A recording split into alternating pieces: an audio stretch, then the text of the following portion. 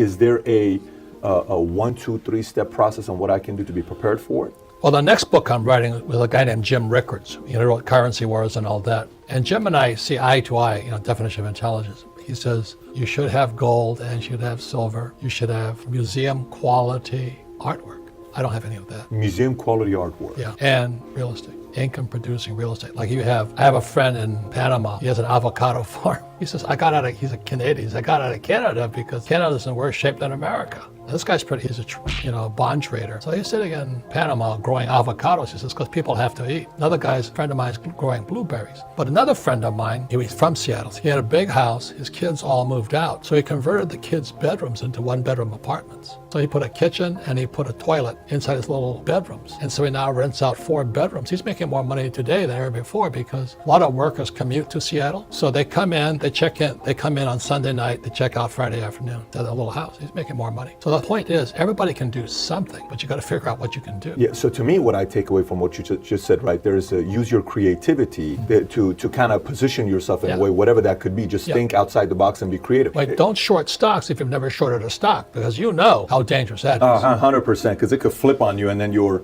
you short and then it goes up. Yeah, you're out. You're out, especially... Out of the I remember back in 01 when the 99, when the margin calls were coming up. And there's something you should know about technology, all these cameras. Okay, it's called the Lindy effect. This Nazim Taleb wrote about it. He says anything that's been new in the last 20 years will be gone in 20 years. What's going to survive is old. So everybody thinks, well, technology is going to make it. What survives is old. It's the reason gold and silver will survive is because it's old. Bitcoin may not survive because it's new. I'm not telling you what to buy, I'm just telling you how to think. And he says the guy that's going to survive is somebody who's not fragile, anti-fragile. So what he says is this: whatever doesn't kill you will make you stronger. So he says when you go to the gym and you pump weights, you push 100 pounds, that means the next time you push, you might go 105. So bad times will make the strong stronger, and bad times will make the snowflakes weaker. So the thing is, get ready for whatever is coming. Don't run and hide and say, oh, Trump should have saved me or Bernie's going to save me. So the big thing is this anti-fragile is good, but another thing they should know is the bigger something gets, i.e. our banks, the more fragile. So the too big to fail companies are more fragile. More fragile. And the companies that will survive are like our companies because we're small. Nimble. Yeah. We make quick adjustments, quick moves. The bigger they are, the harder they fall, right? When Nazim Taleb, Anti-Fragile, Black Swan. Skin in the Game. Yeah, Skin in the Game. Great book, great thinker, So you're working for a big company like Google. You might be safe today, but you might be gone tomorrow. Whereas you're a little startup, you might have a better chance. I'm not saying what it is, but there's something everybody can do. Like I said, everybody can buy a $20 silver piece. Everybody can afford $20. Will they do it? No. They'll be at Starbucks sucking it down instead. So just know that those who are in big companies who think they're safe might be at the most at risk. If you're working for Bank of America or Wells Fargo, you might be at risk. So you would position yourself more with startups than the bigger companies. Small company. Incredible advice, by the way. I don't like to give it. This is how I think. It's great counsel, though, but it's great perspective that you're giving. Okay, so far, counsel on what to do with the marketplace is coming. We talked about some precious metals, silver and gold. Buy them, never sell, keep them. Okay, great. Find a way to be creative, kind of like your friends, that house, 4 bedrooms, kids are gone, put a bathroom there, sell them, rent them, you're making money. Then the next one is don't work for a big company, work for more nimble, smaller companies, and maybe content creation, education, use the platforms that we have, right? There's something you said which was very interesting to me. You said the fact that we are printing money, we're in debt, and your friends, when you're in South Carolina at this exclusive community, they're saying, I love Trump, the market's doing great, it's Dow's at 29,000. And they said, but also the debt is at the highest it's ever been.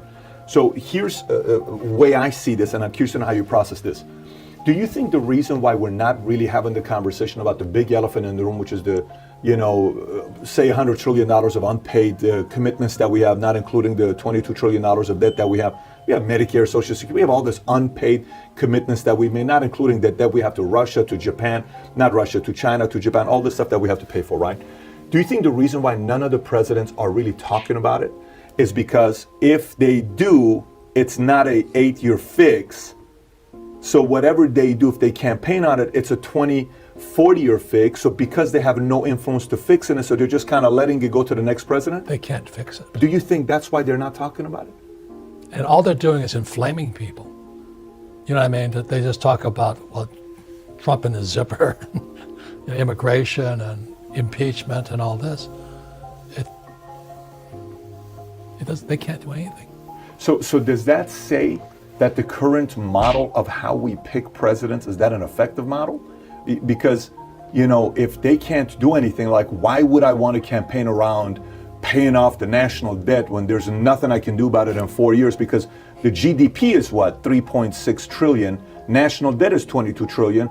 Even if I took the GDP and I made no one make any money, everybody pay taxes 100%, 3.6 trillion. In 4 years, I wouldn't even pay off half the debt that we have. No, and that's why, Pocahontas, Elizabeth Warren, talks about tax the rich, AOC, tax the rich. Well, I hate to tell you this, but the rich don't pay taxes. This is the best time of all, but it's also the most dangerous. And that's what Nazim Tal was talking about. If you're anti-fragile, if somebody punches you and you fall down, you go, thank you, I'm coming back stronger. That's kind of what's going to save you. But if you're the guy who is, you have to put me in a safe room, and you can't say anything that triggers me, whatever those kids say, I don't want them, They're not going to make it. But going back to it with the debt, so you get elected today, you're president. What are you doing with the long-term debt to be able to pay that off, long-term? Resign. They can't. I don't see a way out. Robert, you're saying there's no way out with the debt. Do you see a way out? I don't see one. I'm curious to know what I don't know, the math doesn't make sense to me. So everybody knows in 1971, Nixon took the dollar off the gold standard. Mm-hmm. Now what does that mean? Fake money. That's why I call it fake money, fake teachers, fake assets. As soon as they could print money, and any time throughout history, they printed money, the money disappeared. It went broke. Every country that printed money went broke. We're going broke. US is going down. Japan is going down. Europe's going down.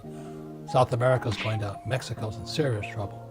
Look at Venezuela, the richest oil country in the world. They're going down. Zimbabwe going down.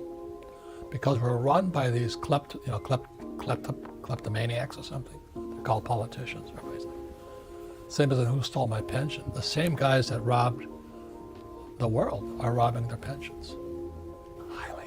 Highly educated elites. I went to Harvard, went to Yale, went to MIT. I'm smarter than you. I know everything. Let me take your money. That's where we are today. They're all poor dads who think they're smart. You meet guys like that, right? They got their PhD. They think they're smarter than Jesus. They make me nauseous. Yeah, feelings mutual. Yeah. They're all over the place in the financial industry, by the way. You see them everywhere. Yeah. So your answer to the long-term debt, there's no solution. You don't think there's a solution? solution? No, my solution is always the same. Pull back in. Create your own little fire team. I'm a Marine, We just create a little fire team. I have my accountants, my attorneys, my bankers, I have my little team. Go smaller. Put your own team together. I'm talking about country-wise. What's that? I'm talking as a country. I can't fix that. I can save myself. What if President Trump calls you to be as a counsel? How do we get rid of this debt? Would you say I can't be part of the advisor because I don't think there's a way? I still hunker down. But how would you solve it for him if he wanted you as a counsel? I wouldn't. Or you wouldn't do it? No, why should I? I'm going to get rich when it falls down. So it's irrelevant to you. So you're simply looking at it from the libertarian standpoint of I'm going to take care of myself and that's what I can control. And I have my team to help me with that. Everything else is out of my control. I'm not touching it. Yeah, but there's one thing that's different. Marines fight as teams. I have my own fire team. I have the best accountant, the best attorney, the best banker, You got to have politicians on your team too. The average guy has a financial planner. So you got to have politicians on your team too. Yeah, Trump is my friend. Governor is my friend. City councilman is my friend. Got to play the game. Don't change the world, change yourself. That's what I say to every person out there. Now, if you don't know anybody, let's say you're an employee of Google, you're screwed. You don't know anything. Who's your accountant? Who's your attorney? Can you read a financial? Do you know how to trade a stock? Do you know how to short a stock? My team can. So smaller is better at this point in time. Smaller is better at this time. How do you think President Trump is? I know you and him wrote a book together. 2 books. Why we want you to be rich? And Midas Touch. And Midas Touch, which by the way, I read Why We Want You to Be Rich, and I have not read the Midas Touch, but I read Why We Want You to Be Rich. Yeah, you guys wrote 2 books together. I remember that. And I'm not Republican or Democrat. We wrote together as teachers, like we're teaching right now. I'm not trying to sell anything. How are you seeing how he's doing right now? If you're looking at him from the outside, how's he doing right now as a president? I think he's doing great, personally. You think he's doing great? But, he's got too many knives after him right now, as you know. Yeah. But, if he's talking to China, he's at least talking to me. He's talking to Kim Jong-un. He's talking to Putin. He's talking to people. He goes to Davos and he talks to people. Trump is a kind of a dictator, he is. But you need a dictator to talk to a dictator. You don't need a nice guy to talk to a dictator. Obama's a nice guy. He's from Hawaii. I'm sure he's a nice guy, you know. But they laugh at him. I was never the smartest guy. I wasn't the toughest guy. I played football and all this. But I hung out with the guys who were tight. You know, we just had a little tight group. Got through school. You think he's going to get reelected? Yeah. He's going to get reelected. Well, unless something happens, if you know what I mean. Any plans to write another book together, you and him? We were going to in 2015. Then he called me and he says, guess what? I'm running for president. And he announced it on my radio show. I was the first guy. I said, well, congratulations, good luck. And I'm going to stay away from you. You said I'm going to stay away from you. It's a target. Do you know, in all the Caesars, right, there was like 300 Caesars. Only like 20 died a natural death. The rest were all murdered. That's what Taleb was, Nassim Taleb, he says the bigger you get, the bigger target you get. He says the most successful country is like Switzerland. Who's the president? No one knows. But every country where you know the president, they're just big, they're fat, they're bloated. And the most successful countries are small, like Singapore.